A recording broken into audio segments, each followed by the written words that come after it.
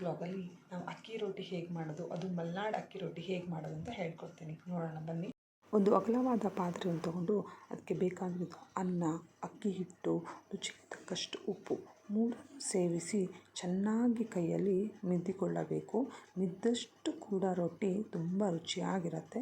ನಿಮಗೆ ಕೈಗೆ ಏನಾದರೂ ಹಿಟ್ಟು ಅಂಟುತ್ತಾ ಇದೆ ಅನ್ನೋದಾದರೆ ನೀವು ಆಗಾಗ ಅಕ್ಕಿ ಹಿಟ್ಟು ಇಲ್ಲ ನೀರು ಸೇರಿಸ್ಬಿಟ್ಟು ಹೀಗೆ ಕೈಯಲ್ಲಿ ನಾವು ರೊಟ್ಟಿ ಹಿಟ್ಟನ್ನು ಚೆನ್ನಾಗಿ ಮಿದ್ಕೊಳ್ಬೇಕು. ಮಿದ್ದಷ್ಟು ಕೂಡ ರೊಟ್ಟಿ ತುಂಬ ರುಚಿಯಾಗಿರುತ್ತೆ, ಮುರಿದು ಕೂಡ ಹೋಗಲ್ಲ. ಅದಕ್ಕೋಸ್ಕರ ನಾವು ಎಷ್ಟು ಸಾಧ್ಯವೋ ಅಷ್ಟು ಈ ಥರ ನಾವು ಮಿದ್ದ ನಂತರ ನಾವು ಈ ಥರ ಉಂಡೆಗಳನ್ನಾಗಿ ತಯಾರಿಸ್ಕೊತೀವಿ. ನಿಮಗೆ ಸಣ್ಣದಾಗಿ ಬೇಕು ಅಂದರೆ ಸಣ್ಣ ಉಂಡೆ ಗಾತ್ರಕ್ಕೆ ಮಾಡ್ಕೋಬೋದು. ದೊಡ್ಡ ರೊಟ್ಟಿ ಆಗಬೇಕು ಅಂದರೆ ದೊಡ್ಡ ಗಾತ್ರದ ಉಂಡೆಯಾಗಿ ತಯಾರಿಸ್ಕೊಳ್ಳಿ. ಹೇಗೆ ಬೇಕೆ ಹಾಗೆ ನೀವು ನಿಮ್ಮ ಅನುಕೂಲ ತಕ್ಕಂಗೆ ರೊಟ್ಟಿ ಉಂಡೆಗಳನ್ನು ತಯಾರಿಸ್ಕೋಬೋದು. ಇಲ್ಲಿ ನೋಡ್ತಾ ಇರ್ಬೋದು, ಇಲ್ಲಿ ತುಂಬ ಅಗಲವಾದ ರೊಟ್ಟಿಯನ್ನು ಮಾಡ್ತಾಯಿದ್ದೀವಿ. ಅದಕ್ಕೋಸ್ಕರ ನಾವು ಈ ಥರ ದೊಡ್ಡ ಗಾತ್ರದ ಉಂಡೆ ಮಾಡಿಕೊಂಡು ಕೆಳಗಡೆ ಒಂದು ಶೀಟ್ ಹಾಕಿ ಮಧ್ಯದಲ್ಲಿ ಉಂಡೆಗಳನ್ನಿಟ್ಟು ಮೇಲೆ ಒಂದು ಶೀಟ್ ಹಾಕಿ ಈ ಥರ ರೊಟ್ಟಿಯನ್ನು ಪ್ರೆಸ್ ಮಾಡ್ಕೊತೀವಿ.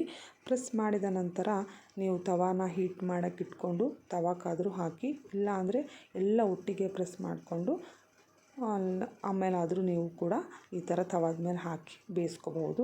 ಹೇಗೆ ಬೇಕು ಹಾಗೆ ನಿಮ್ಮ ಅನುಕೂಲ ತಕ್ಕಂಗೆ ನೀವು ಮಾಡಿಕೊಳ್ಳಬಹುದು.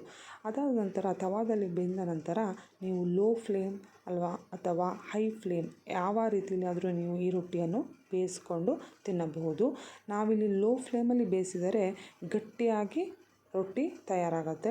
ಇಲ್ಲ ನಮಗೆ ಸಾಫ್ಟಾಗಿ ಬೇಕು ಅನ್ನೋದಾದರೆ ನೀವು ಹೈ ಫ್ಲೇಮಲ್ಲಿ ಇಟ್ಕೊಂಡು ಈ ಥರ ಫ್ಲಿಪ್ ಫ್ಲಾಪ್ ಮಾಡಿಕೊಂಡ್ರೆ ರೊಟ್ಟಿ ಸಾಫ್ಟಾಗಿ ಕೂಡ ಇರುತ್ತೆ.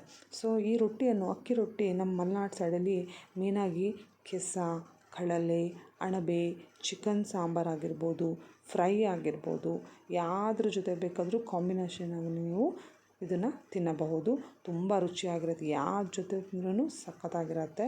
ಇವತ್ತಿನ ನಾವು ಈ ಬ್ಲಾಗಲ್ಲಿ ನಾವು ಇವತ್ತು ಮೊಳಕೆ ಕಾಳು ಸಾಂಬಾರು ಅದ್ರ ಜೊತೆ ಈ ರೊಟ್ಟಿಯನ್ನು ಸೇವಿಸೋಣ. ತುಂಬ ಚೆನ್ನಾಗಿರುತ್ತೆ. ಅದ್ರ ಜೊತೆಗೆ ತುಪ್ಪ ಹಾಕ್ಕೊಂಡು ತಿಂದ್ರಂತೂ ಇಷ್ಟು ತನಕ ನೋಡಿದ್ರಿ ನಾವು ಅಕ್ಕಿ ರೊಟ್ಟಿ ರೆಸಿಪಿ ಹೇಗೆ ಮಾಡಿದ್ವಿ ಅಂತ. ಅದು ನಮ್ಮ ಮಲೆನಾಡು ಸ್ಟೈಲಲ್ಲಿ. ಸೊ ಇಷ್ಟ ಆದವರು ಲೈಕ್ ಮಾಡಿ, ಕಮೆಂಟ್ ಮಾಡಿ, ಸಬ್ಸ್ಕ್ರೈಬ್ ಆಗದಲ್ಲಿದ್ದವರು ಸಬ್ಸ್ಕ್ರೈಬ್ ಆಗಿ. Thank you.